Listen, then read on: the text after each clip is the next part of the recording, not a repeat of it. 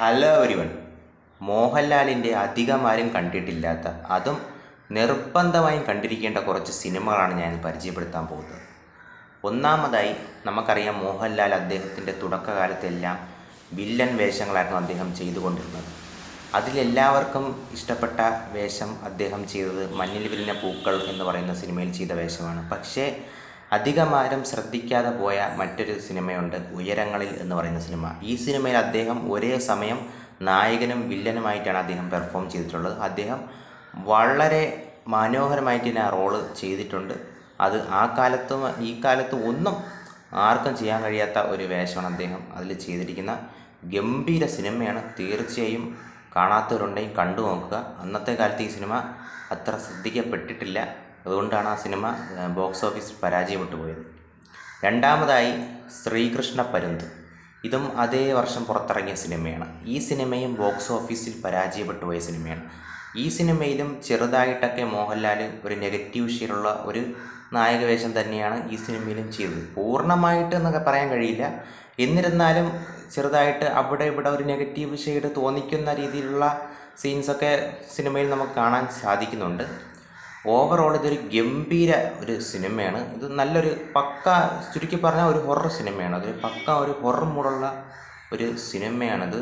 തീർച്ചയായും കാണാത്തവരുണ്ടെങ്കിൽ കണ്ടു നോക്കുക. ഗംഭീര ഒരു സിനിമയാണ്. അടുത്തതായി മോഹൻലാൽ സിബി മലയിൽ കൂട്ടുകെട്ടിൽ വന്നിട്ടുള്ള സിനിമകളെല്ലാം നമുക്കറിയാം. കിരീടം, കമലദളം, ഭരതം തുടങ്ങിയ സിനിമകളെല്ലാം എല്ലാവർക്കും ഭയങ്കര ഇഷ്ടപ്പെട്ട സിനിമകളാണ്. പക്ഷേ ഇതേപോലെ തന്നെ അധികമാരും ശ്രദ്ധിക്കാതെ പോയ, ബോക്സ് ഓഫീസിൽ പരാജയപ്പെട്ടു പോയ മറ്റൊരു മോഹൻലാൽ സിനിമയുണ്ട്, സതയം. ഈ സിനിമ അന്ന് ബോക്സ് ഓഫീസിൽ പരാജയപ്പെട്ടു പോയ സിനിമയാണ്. പക്ഷേ ഈ സിനിമയിൽ കമൽഹാസൻ പോലും പറഞ്ഞത് അദ്ദേഹത്തിന് മോഹൻലാലിന് ഈ സിനിമയിൽ നാഷണൽ അവാർഡ് കിട്ടാതെ പോയത് അദ്ദേഹത്തിന് വിഷമായി പോയെന്നാണ് അദ്ദേഹം പറഞ്ഞത്. അത്രയ്ക്കും ഗംഭീര പെർഫോമൻസ് ആയിരുന്നു മോഹൻലാലിൻ്റേത്. മറ്റേ ക്രൈം സീനൊക്കെ ഉണ്ട്, അതൊക്കെ അദ്ദേഹത്തിനല്ലാതെ വേറെ ഒരു ആക്ടറിനും ചെയ്യാൻ കഴിയില്ല. അത്രയ്ക്കും ഗംഭീരമായിട്ടാണ് അദ്ദേഹം അത് ചെയ്തു വെച്ചത്. അത് കണ്ടുനോക്കിയാൽ നമുക്കറിയാം, അത്രയ്ക്കും ഗംഭീരമാണ്. അടുത്തതായി പവിത്രം. ഈ സിനിമയിൽ മോഹൻലാൽ ഒരേ സമയം അച്ഛനും ചേട്ടനുമായിട്ട് അഭിനയിച്ച സിനിമയാണ് ഈ സിനിമ. ഈ സിനിമയിൽ തികച്ചും ഒരു ബ്രദറും സിസ്റ്ററും തമ്മിലുള്ള റിലേഷൻ അത്രയും മനോഹരമായിട്ട് തന്നെ ഈ സിനിമ പറഞ്ഞു തന്നിട്ടുണ്ട്. ഈ സിനിമയും ബോക്സ് ഓഫീസിൽ പരാജയപ്പെട്ട ഒരു സിനിമയാണ്. ഈ സിനിമ ഒരു ഗംഭീര ഒരു സിനിമയാണ്. ക്ലൈമാക്സൊക്കെ നല്ലൊരു ഹാർട്ട് ടച്ചിങ്ങും നല്ലൊരു മെസ്സേജാണ് ഈ സിനിമ നൽകുന്നത്. ഒരു ഗംഭീര ഒരു സിനിമയാണ്. കാണാത്തവരുണ്ടെങ്കിൽ തീർച്ചയായും കണ്ടു നോക്കുക. അതേപോലെ തന്നെ അടുത്തതായി പറയാനുള്ളത് ദശരഥം. ഈ സിനിമയും ബോക്സ് ഓഫീസിൽ പരാജയപ്പെട്ടു പോയ സിനിമയാണ്. ഈ സിനിമ മോഹൻലാൽ സിബി മലയിൽ കൂട്ടുകെട്ടിൽ ഒരുങ്ങിയ മറ്റൊരു സിനിമയാണ്. ഇതും വളരെ ഹാർട്ട് ടച്ചിങ് ആയിട്ടുള്ള ഒരു സിനിമയാണ്. മോഹൻലാൽ ക്ലൈമാക്സിലൊക്കെ അദ്ദേഹത്തിൻ്റെ പെർഫോമൻസ് പീക്ക്. അത്രയ്ക്കും ഗംഭീരമായിട്ട് അദ്ദേഹം ഈ സിനിമയിലും പെർഫോം ചെയ്തിട്ടുണ്ട്. തീർച്ചയായും ഈ സിനിമ കാണാത്തവരുണ്ടെങ്കിൽ കണ്ടു നോക്കുക. അടുത്തതായി പറയാനുള്ളത് താഴ്വാരം. ഈ സിനിമയും ബോക്സ് ഓഫീസിൽ പരാജയമാണ്. ഈ സിനിമ മോഹൻലാൽ സുമലത കൂട്ടുകെട്ടിൽ ഒരുങ്ങിയ ഒരു സിനിമയാണ്. വെറും 5 കഥാപാത്രമാണ് ഈ സിനിമയിലുള്ളത്. 5 കഥാപാത്രങ്ങൾ വെച്ചാണ് ഈ സിനിമ പണിത് എടുത്തത്. ഗംഭീര ഒരു ത്രില്ലർ സിനിമയാണിത്. ഇത് ഗംഭീര ത്രില്ലറാണ്. ഇത് കാണാത്തവരുണ്ടെങ്കിൽ കണ്ടു നോക്കുക. അടുത്തതായി പറയാനുള്ളത് വാനപ്രസ്ഥം. ഈ സിനിമ തിയേറ്ററിൽ പരാജയപ്പെട്ട ഒരു മറ്റൊരു സിനിമയാണ് മോഹൻലാലിൻ്റെ.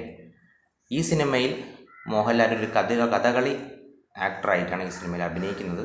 ഈ സിനിമ കണ്ടാൽ നമ്മൾ ഒരിക്കലും അദ്ദേഹം ഒരു കഥകളി നടനല്ല നമ്മൾ പറയില്ല.